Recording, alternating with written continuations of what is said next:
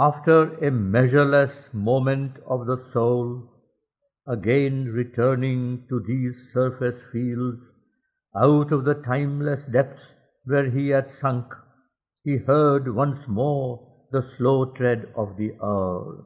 All once perceived and lived was far away. Himself was to himself his only seen. Above the witness and his universe, he stood in a realm of boundless silences, awaiting the voice that spoke and built the world. A light was round him, wide and absolute, a diamond purity of eternal sight. A consciousness lay still, devoid of forms, free, wordless, uncoerced by sign or rule, forever content with only being and bliss. A sheer existence lived in its own peace on the single Spirit's bare and infinite ground. Out of the sphere of mind he had arisen. He had left the reign of nature's hues and shades. He dwelt in his self's colorless purity. It was a plane of undetermined spirit that could be a zero or round sum of things, a state in which all ceased and all began. All it became that figures the absolute, a high vast peak when spirit could see the worlds, calm's wide epiphany, wisdom's mute home, a lonely station of omniscience, a diving board of the Eternal's power, a white floor in the house of all delight. Here came the thought that passes beyond thought. Hear the still voice which our listening cannot hear, the knowledge by which the knower is the known, the love in which beloved and lover are one. All stood in an original plenitude, hushed and fulfilled before they could create the glorious dream of their universal acts. Here was engendered the spiritual birth, here closed the finite scroll to the infinite. 1,000 roads leaped into eternity, or singing ran to meet God's veilless face. The known released him from its limiting chain. He knocked at the doors of the unknowable. Thence gazing with an immeasurable outlook, one with self's inlook into its own pure vasts, he saw the splendor of the Spirit's realms, the greatness and wonder of its boundless works, the power and passion leaping from its calm, the rapture of its movement and its rest, and its fire-sweet miracle of transcendent life.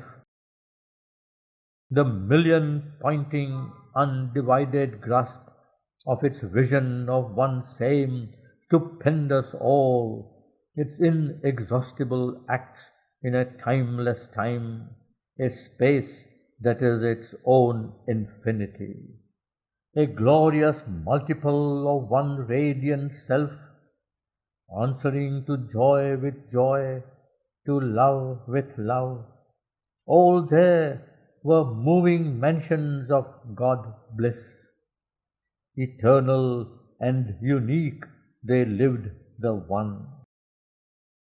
Their forces are great outbursts of God's truth, and objects are its pure spiritual shapes. Spirit no more is hid from its own view. All sentience is a sea of happiness, and all creation is an act of light.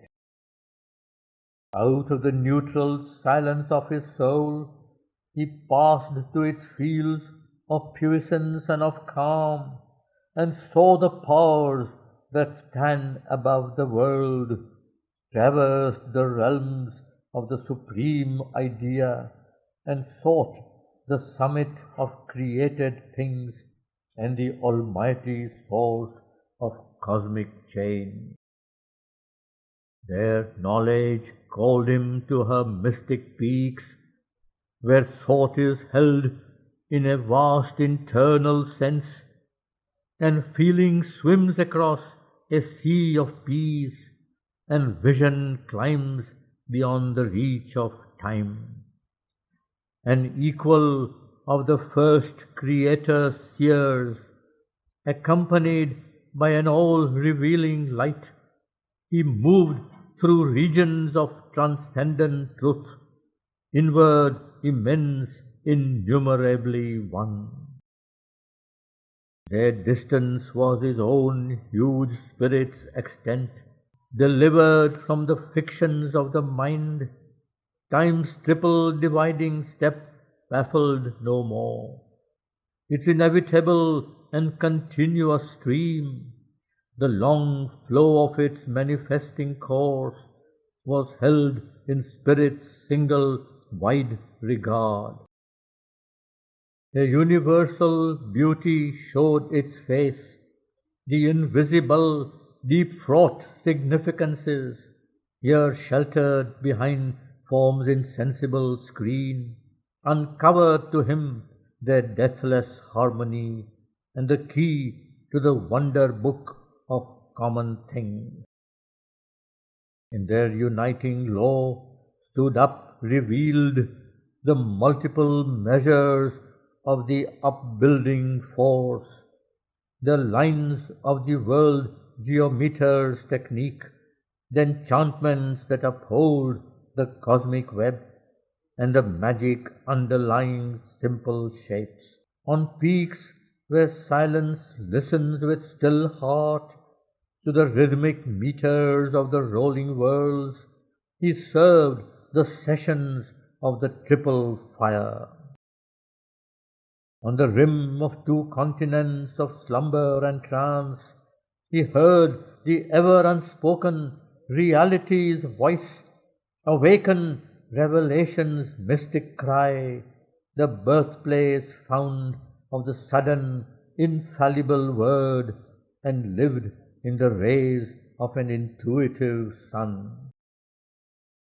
Absolved from the ligaments of death and sleep, he rode the lightning seas of cosmic mind and crossed the ocean of original sound. On the last step to the supernal birth, he trod along extinction's narrow edge, near the high verges of eternity, and mounted the gold ridge of the world dream, between the slayer and the savior fires. The belt he reached of the unchanging truth, met borders of the inexpressible light, and thrilled with the presence of the ineffable.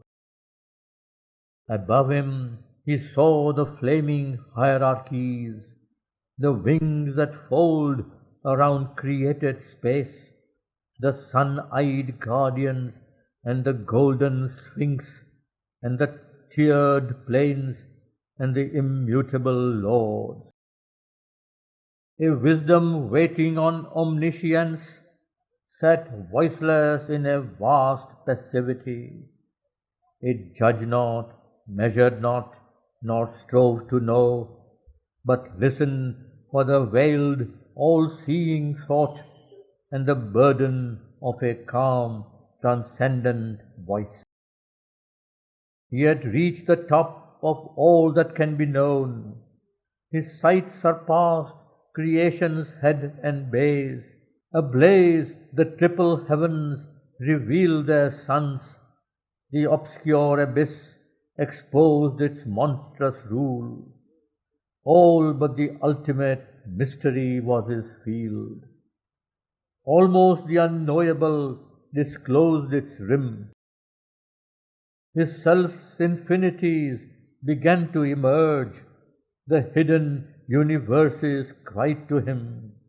Eternities called to eternities, sending the speechless message still remote. Arisen from the marvel of the depths, and burning from the superconscious heights, and sweeping in great horizontal gyres, a million energies joined and were the one. All flowed immeasurably to one sea.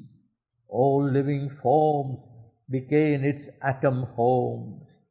A panergy that harmonized all life held now existence in its vast control. A portion of that majesty he was made. At will he lived in the unoblivious ray. In that high realm where no untruth can come, where all are different and all is one, in the impersonal's ocean without shore, the person in the world spirit anchored rode. It thrilled with the mighty marchings of world force. Its acts were the comrades of God's infinite peace. An adjunct glory and a symbol self, the body was delivered to the soul, an immortal point of power, a block of poise in a cosmicity's wide formless surge, a conscious edge of the transcendence might, carving perfection from a bright world stuff, it figured in it a universe's sense. Their consciousness was a close and single weft. The far and near were one in spirit space. The moments there were pregnant with all time. The superconscious screen was ripped by thought. Idea rotated symphonies of sight. Sight was a flamethrower from identity. Life was a marvelous journey of the spirit, feeling a wave from the universal bliss. In the kingdom of the spirit's power and light, as if one who arrived out of infinity's womb, he came newborn, infant and limitless, and grew in the wisdom of the timeless child. He was a vast that soon became a sun. A great luminous silence whispered to his heart, his knowledge and in-view caught unfathomable, and out-view by no brief horizons cut. He thought and felt in all, his gaze had power. He communed with the incommunicable. Beings of a wider consciousness were his friends. Forms of a larger, subtler make drew near. The gods conversed with him behind life's veil. Neighbor, his being grew to nature's crest. The primal energy took him in its arms. His brain was wrapped in overwhelming light, and all-embracing knowledge seized his heart. Thoughts rose in him no earthly mind can hold.